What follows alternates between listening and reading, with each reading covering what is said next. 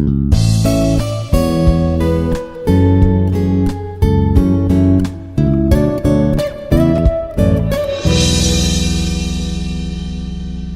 and welcome back to video lecture series on computer architecture. This is video lecture number 2. My name is Dr. Prashant Bachanna.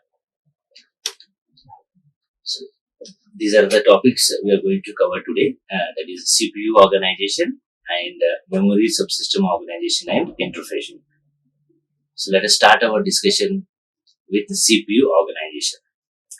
So in the previous video, we have learned the basic components of the computer. That is the 5 components, that is input, output, devices, CPU, memory and memory. So these are the components that I stated in the previous video. So in the today's video, we will be talking about CPU organization.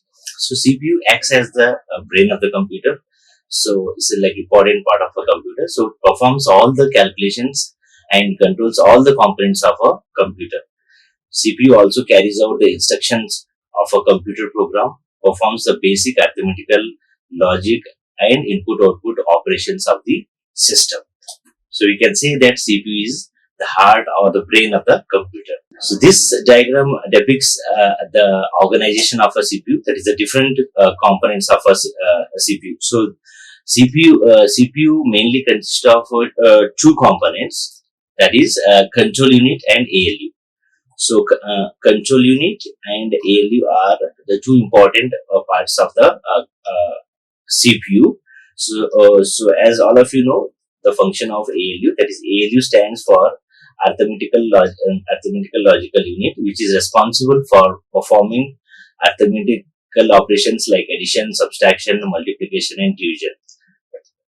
Then the control part is used to control the instructions given by the processor, that is to start the execution of the instructions, to stop the execution. So in general, the control unit is responsible for controlling all the operations in the computer. So apart from the ALU and the control unit, the CPU consists of the registers.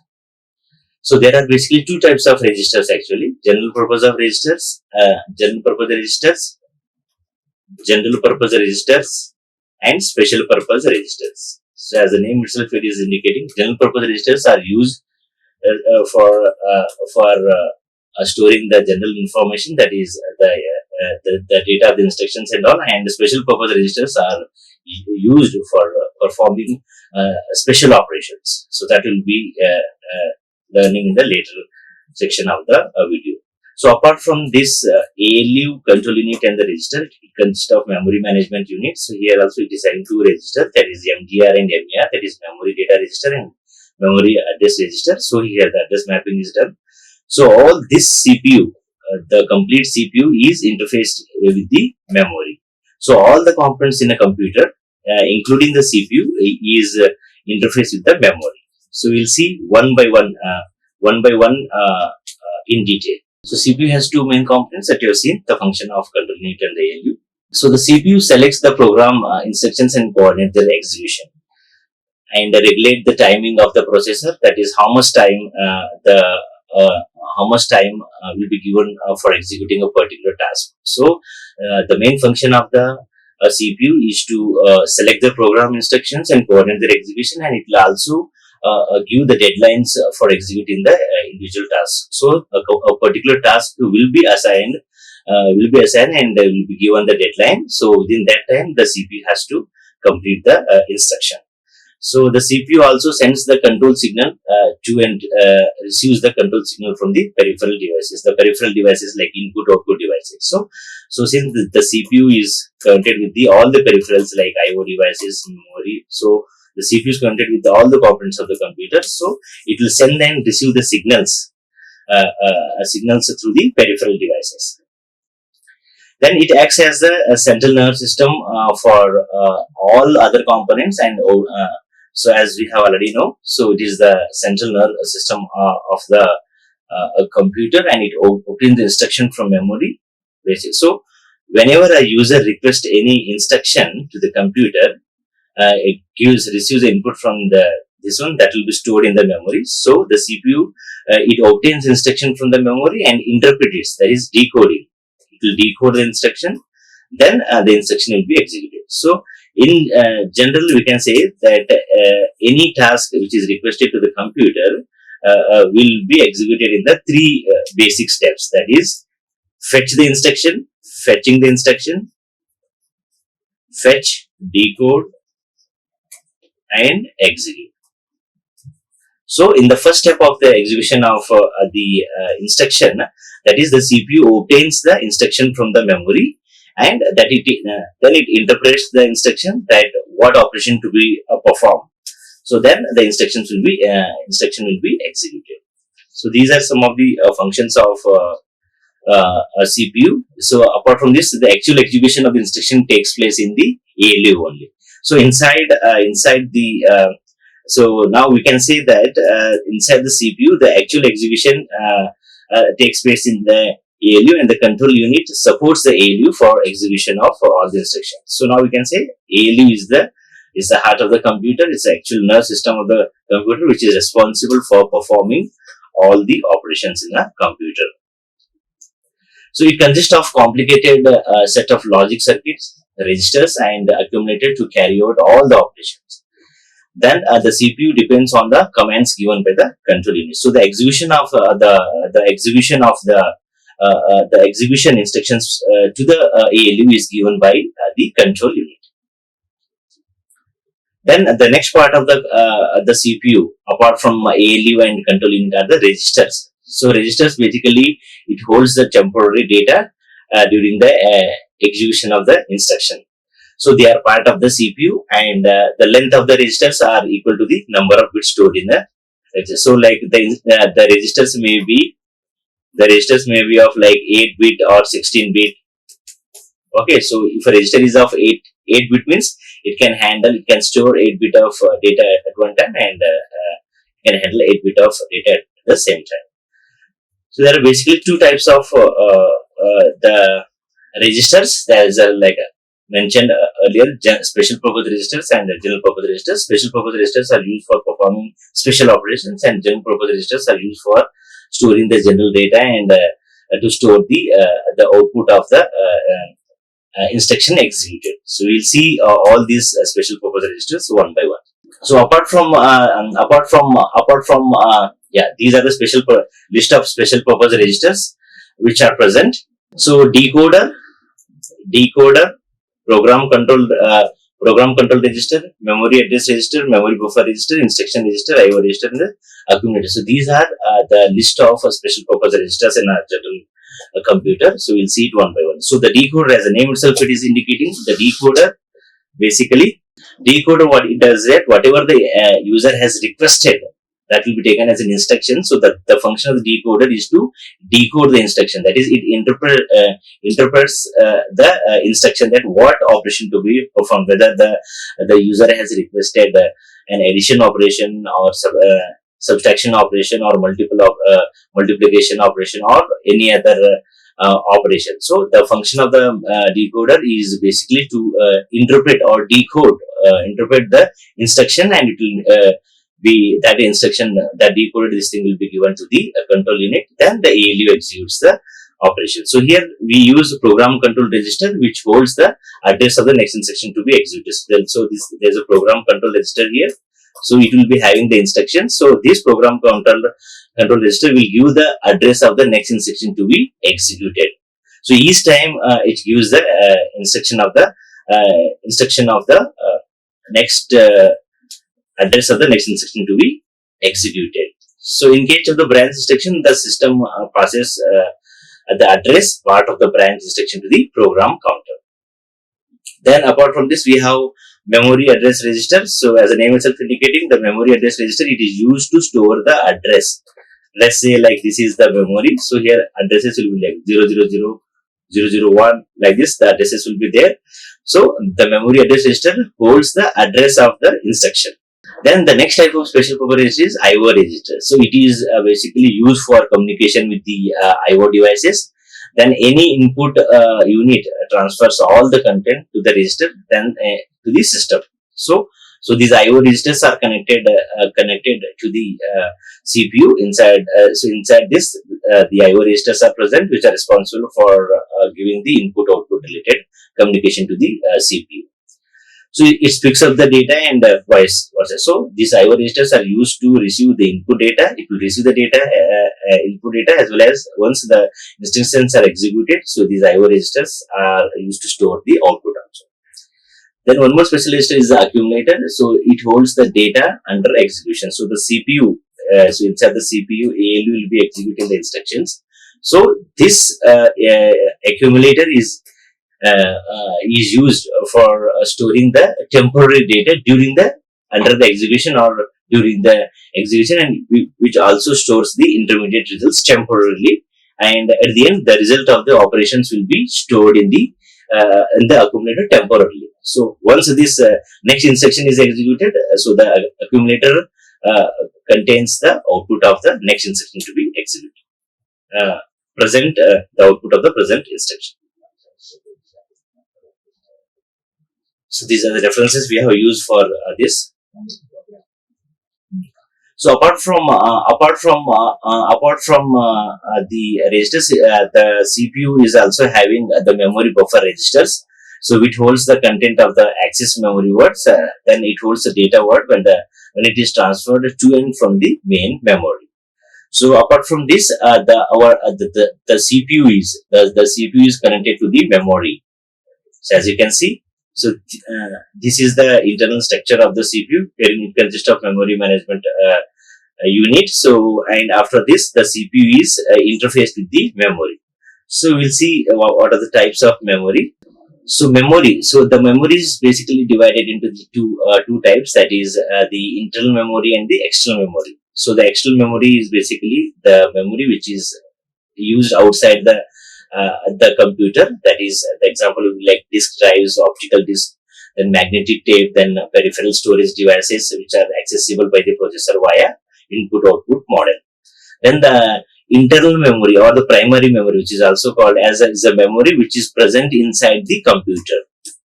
So that memory is responsible for performing all the operations. So here we have different types of memories. That is main memory, then cache memory, then the CPU registers and other things which are present in the memory. So now we'll see these the memory subsystem. That is our next topic of discussion is memory subsystem. So performance, when we are talking about the memory subsystem, like when the early days when the computer system was designed with the memory hierarchy, and the speed gap increases between the CPU registers and the main memory due to large differences in the access time.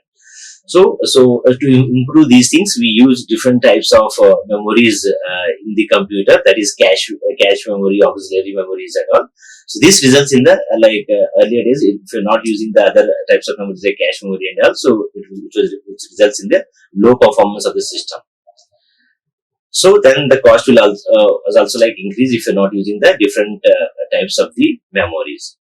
So to increase the speed of the operation and to reduce the cost, we use a special memory between the CPU and the main memory, which is called as the cache memory. So it's a special very high speed memory which is placed between the CPU and the main memory. So this is CPU and this is the main memory. So in between we are having a cache memory. So in the cache memory, basically it will have all the input-output related data, all the recently executed instructions output, all the information will be present. So whenever CPU requires any information, address or data, so instead of taking from the main memory, the cache memory will provide these instructions, address, data to the CPU, so that the execution time will be more. Then compared to the other one, the cache memory is costlier than the main memory. Then cache memory is an extremely fast memory that types the buffer between the RAM and the CPU. So it is placed between the main memory and the CPU. So it holds the frequently requested data and instructions, as I mentioned earlier, that they are intermediately available on the CPU whenever it is needed. So all the intermediate results which are required for execution of any instruction is placed in the cache memory. So there are two parameters when you're talking about the memory subsystem, that is the capacity. So it is a global volume of information the memory can store. That is, as we move from top down to the hierarchy here, so we will see the capacity as well as the access time of this will be increased. So now we'll see the memory hierarchy. Then the types of memory you have seen already. That is internal memory, primary memory, and secondary memory, and the cache we have seen. So in the primary memory we are having, that is called as the main memory also. Here it consisting of the primary memory is consisting of two main memories, that is RAM and ROM. So RAM stands for random access memory, which is a volatile memory. So if the power goes off, then all the content in the memory will be erased. So the program and the data that the CPU requires during the execution of the program are stored in this memory, that is RAM. So the RAM memory is responsible for executing all the operations in the computer, and it is a volatile memory. That is, when if the power is off, if the power goes off, turned off, then the content stored in the memory will be lost.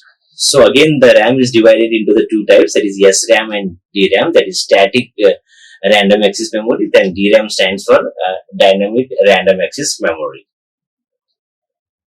So we'll see, so you have seen the RAM, and now we'll see read-only memory. So as the name itself, it is indicating read-only memory means we can only read the content of this memory. So basically in the read memory, ROM will be having the operating systems stored, that is Windows 11 or whatever we are using. So that programs, the softwares will be stored in the ROM. So we can only read the data. So whenever a computer is starting, so to start the computer, the program stored, that is operating system stored in the ROM, will come into the picture. That is, we can only read the content in that. So it's a non-volatile memory. So if the power goes off, also the content in the ROM are not erased. So we can say that ROM is a permanent memory, wherein once we store the data, we can only read it and we cannot modify it. So used in the calculators and the peripheral devices. So the ROM is again further divided into the four types, that is MROM, PROM, EPROM, and EEPROM. So these are the different types of ROM. So this figure shows the classification of the memories. That is so when we talk about the memory, so the main memory is divided into the two types, that is primary memory and the secondary memory. Secondary memory is a memory which is present outside the computer, that is the disks, drive, pen drives and all. Then in the primary memory, which is present inside the memory, is divided into the two types, that is RAM and ROM. So again in the RAM we have two types, that is static RAM and dynamic RAM. Again in the ROM we are having these other different types.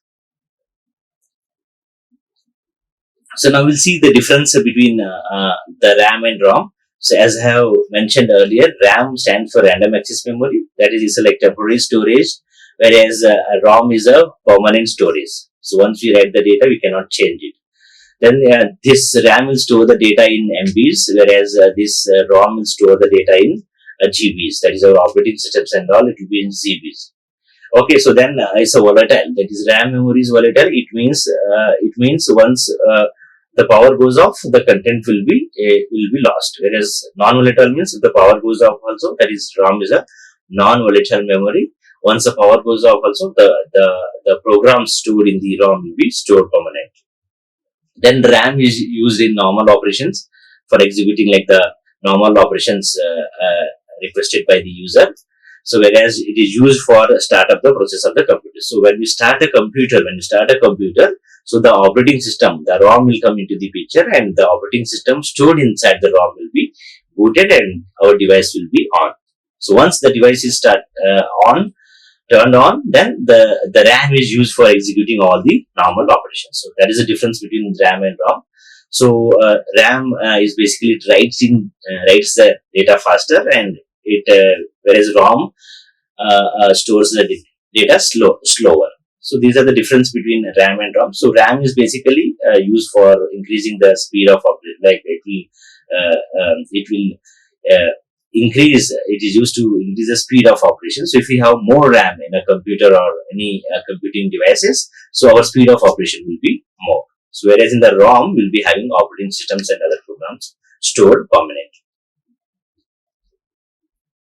Then again, in the SRAM, again, there are two types are there. That is DRAM and SRAM. That is DRAM stands for Dynamic Random Access Memory. So we'll see some of the differences.